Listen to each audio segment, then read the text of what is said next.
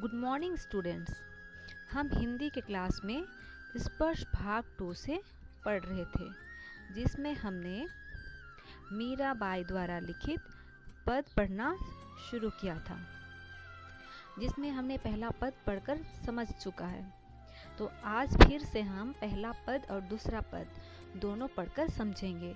तो सबसे पहले हम पहला पद समझ लेते हैं। पहला पद हमने समझ लिया है, फिर से एक बार देखते हैं। हरि आप हरो जनरी भीर, द्रौपदी री लाज राखी आप बढ़ायो चीर। भक्त कारण रूप नरहरि धरियो आपा शरीर, बुढ़तो गजराज राखियो काटी गुंजन पीर। दासी मीरा लाल गिरिधर हरो माहरी भीर। प्रस्तुत पंक्ति के माध्यम से मीराबाई ने कृष्ण से मनुष्य की पीड़ा को हरने की प्रार्थना की है।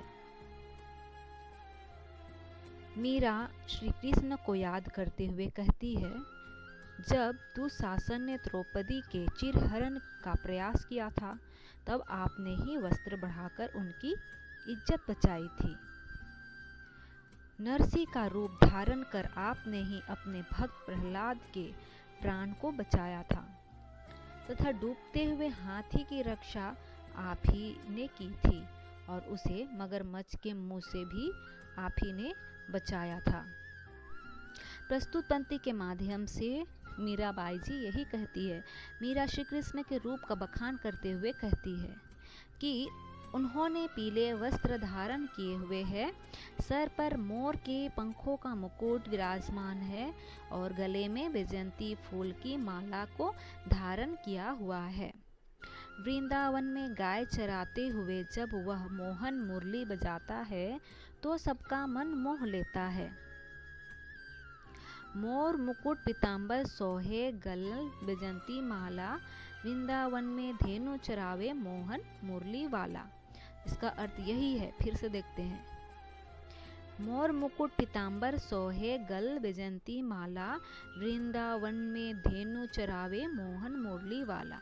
मीरा श्री कृष्ण के रूप का बखान करते हुए कहती है कि उन्होंने पीले वस्त्र धारण किए हुए हैं, सर पर मोर के पंखों का मुकुट विराजमान है और गले में वैजयंती फूल की माला को धारण किया हुआ है। वृंदावन में गाय चराते हुए जब वह मोहन मुरली बजाता है, तो सबका मन मोह लेता है। हम अपनी पिछली कक्षा में पहला पद समझ चुके हैं, फिर से और एक बार समझ लेते हैं। पहले पद का भाव अर्थ यही है कि प्रस्तुत पद हमारी हिंदी पाठ्य पुस्तक स्पर्श 2 से लिया गया है। इस पद की कवित्री मीरा है। इसमें कवित्री भगवान श्री कृष्ण के भक्त प्रेम को दर्शा रही है और स्वयं ही रक्षा गुहार लगा रही है। जिस तरह आपने अपने भक्त प्रहलाद को बचाने के लिए नरसिंह का शरीर धारण कर लिया, और जिस तरह आपने हाथियों के राजा भगवान इंद्र के वाहन इरावत हाथी को मगरमच्छ के चंगुल से बचाया था, हे कृष्ण, उसी तरह आपने अपने इस दासी अर्थात भक्त के भी सारे दुख हर लो, अर्थात सभी दुखों का नाश कर दो। श्री कृष्ण के प्रति मीराबाई यही गुहार करती है, यही अर्जी विनती करते हुए अपने भक्तों को जो बचाया, जिस तरह उन्होंने रक्षा की, उसी तरह अपने ऊपर भी रक्षा करने के लिए कहती है। और कहती है दूसरा उदाहरण देकर, जिस तरह आपने अपने भक्त प्रहलाद को बचाने के लिए नरसिंह का शरीर धारण कर लिया, और जिस तरह आपने हाथियों के राजा भगवान इंद्र के वाहन इरावत हाथी को मगरमच्छ के चंगुल से बचाया था, हे श्री कृष्ण, उसी तरह अपने इस दासी अर्थात भक्त के भी सारी दुख हर लो, अर्थात सभी दुखों का नाश कर दो, सभी दुखों को दूर कर दो। श्री कृष्ण से यही अर्जी विनती करती है। पहला पद हमें समझ में आ गया है। अब हम आगे दूसरा पद देख के समझते हैं कि दूसरे पद के माध्यम से मीराबाई जी श्री कृष्ण से क्या अर्जी विनती करती है, क्या कहना चाहती है। श्याम महाने चाकर राखो जी, गिरधारी लाला महाने चाकर राखो जी, चाकर रहस्यो बाग लगस्यो नित उठ दर्शन पास्यो। इसमें श्याम, श्याम तो हमें पता है कि गोपाल श्री कृष्ण को ही कहा गया है श्याम। महाने का अर्थ है मुझे, चाकर, चाकर का अर्थ है नौकर, राखो जी रखना। गिरधारी लाला, यहाँ श्री कृष्ण को कहा गया है, महाने मुझे, चाकर नौकर। रहस्यु, चाकर रहस्यु, रहस्यु है रहना, बाग है बगीचा, लगास्यु लगाना, नित्य मतलब प्रतिदिन, दर्शन दर्शन पाना। श्याम महाने चाकर राखो जी, गिरधारी लाल महाने चाकर राखो जी, चाकर रहस्यु बाग लगस्यु नित उठ दर्शन पस्यु। प्रस्तुत पद के माध्यम से मीराबाई, इस पद में कवित्री मीरा श्री कृष्ण के प्रति अपने भक्ति भावना को उजागर करते हुए यही कहती है कि हे श्री कृष्ण, मुझे अपना नौकर बनाकर रखो, अर्थात मीरा किसी भी तरह श्री कृष्ण के नज़दीक रहना चाहती है। फिर चाहे नौकर बनकर ही क्यों ना रहना पड़े, दासी बनकर ही क्यों ना रहना पड़े। मीरा कहती है कि नौकर बनकर मैं बगीचा लगाऊंगी ताकि सुबह उठकर आपका रोज दर्शन कर पाऊंगी। फिर से एक बार समझते हैं। श्याम महाने चाकर राखो जी, गिरधारी लाला महाने चाकर राखो जी, चाकर रहस्यु बाग लगस्यु नित उठ दर्शन पास्यु। इसका अर्थ यही है। इस पद में कवित्री मीरा जी यही कहती है कि श्री कृष्ण के भक्ति के प्रति भावना यही उजागर होता है और कहती है, हे श्री कृष्ण, मुझे अपना नौकर बनाकर रखो, अर्थात मीरा किसी भी तरह से श्री कृष्ण का दर्शन करना चाहती है और श्री कृष्ण के नज़दीक ही रहना चाहती है। फिर चाहे नौकर बनकर ही क्यों ना रहना पड़े, दासी बनकर ही क्यों ना रहना पड़े। मीरा कहती है कि नौकर बनकर मैं बगीचा लगाऊंगी ताकि सुबह उठकर मैं रोज आपके दर्शन तो पा सकूंगी।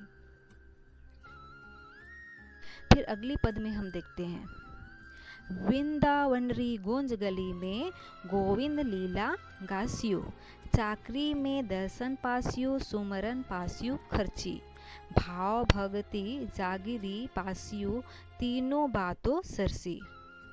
वृंदावन, वृंदावन यहाँ है वृंदावन, कुंज गली यानी कि बगीचों की गली, गली है, झुंड है। गोविंदा लीला, गोविंद यहाँ श्री कृष्ण को कहा गया है, गास्यु गाना, चाकरी में दर्शन पास्यु, सुमरन मतलब याद करना, भाव भगति जागरी, जागरी का अर्थ है साम्राज्य यानी कि कुछ राज्य पाना, तीनों बात यानी तीन बात, और सरसी का अर्थ है फायदा। तो पद की व्याख्या देख करते हैं। मीरा कहती है, प्रस्तुत पद में, प्रस्तुत पंक्ति के माध्यम से मीरा कहती है कि वृंदावन की संकरी गलियों में मैं अपने स्वामी की लीलाओं का बखान करूंगी। मीरा का मानना है कि नौकर बनकर उन्हें तीन फायदे होंगे। पहला, उन्हें हमेशा कृष्ण के दर्शन प्राप्त होंगे। दूसरा, उन्हें अपने प्रिय की याद नहीं सताएगी। और तीसरा, उनकी भाव भक्ति का साम्राज्य बढ़ता ही जाएगा। और एक बार समझते हैं। वृंदावन की गूंज गली में गोविंद लीला गास्यु, चाकरी में दर्शन पास्यु, सुमरन पास्यु खर्ची, भाव भगति जागरी पास्यु, तीनों बात सरसी। मीरा कहती है कि वृंदावन की सांकरी गलियों में मैं अपने स्वामी की लीलाओं का बखान करूंगी। मीरा का मानना है कि नौकर बनकर उन्हें तीन फायदे होंगे। पहला, उन्हें हमेशा कृष्ण के दर्शन प्राप्त होंगे। दूसरा, उन्हें अपने प्रिय की याद नहीं सताएगी। और तीसरा, उनकी भाव भक्ति का साम्राज्य बढ़ता ही जाएगा। अब हम अगली पंक्ति देखते हैं। मोर मुकुट पीताम्बर सोहे, गल बिजंती माला, वृंदावन में धेनु चरावे मोहन मुरली वाला। मोर मुकुट, मोर का मुकुट जो श्री कृष्ण के सिर पे होता है। पीताम्बर है, पीला वस्त्र धारण करने वाला। सोहे, अच्छा दिखना। गला, वैजयंती माला, एक प्रकार का माला। वृंदावन, वृंदावन। धेनु, गाय। चरावे, चराना। मोहन, मुरली वाला। मोर मुकुट पीताम्बर सोहे, गल वैजयंती माला। वृंदावन में धेनु चरावे मोहन मुरली। प्रस्तुत पंक्ति के माध्यम से मीरा श्री कृष्ण के रूप का बखान करते हुए कहती है, श्री कृष्ण का रूप का बखान करते हुए उसका गुणगान करती है कि उन्होंने पीले वस्त्र धारण किए हुए हैं, सर पर मोर के पंखों का मुकुट है और गले में वैजयंती फूल की माला को धारण किया हुआ है। वृंदावन में गाय चराते हुए जब वह मोहन मुरली बजाता है तो सबका मन मोह लेता है। फिर और एक बार हम समझ लेते हैं।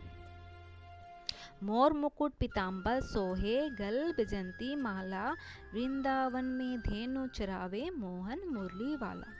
मीरा श्री कृष्ण के रूप का बखान करते हुए कहती है कि उन्होंने पीले वस्त्र धारण किए हुए हैं, पीले वस्त्र पहने हैं और सर पर मोर का मुकुट है और गले में वैजयंती फूल का माला है, धारण किया हुआ है, जो देखने में बहुत ही सुंदर लग रहा है। और वृंदावन में जब गाय चराने गए हुए हैं तो वह मोहन मुरली बजा रहे हैं, तो सबका मन मोह ले रहे हैं मुरली की आवाज से। अब हम अगली पंक्ति देखते हैं। ऊंचा ऊंचा महल बनाओ, बीच बीच राखो बारी। सवरियारा दर्शन पासियो, पहर कुसुम भी साड़ी। आधी रात प्रभु दर्शन दीजियो, जमनाजी रे तीरा। मीरारा प्रभु गिरधर नागर, हिवड़ो घनो अंधोरा। ऊंचा ऊंचा महल बनावे, बीच बीच राखो बारी। सवारियारा दर्शन पासियो, पहर कुसुम्भी साड़ी।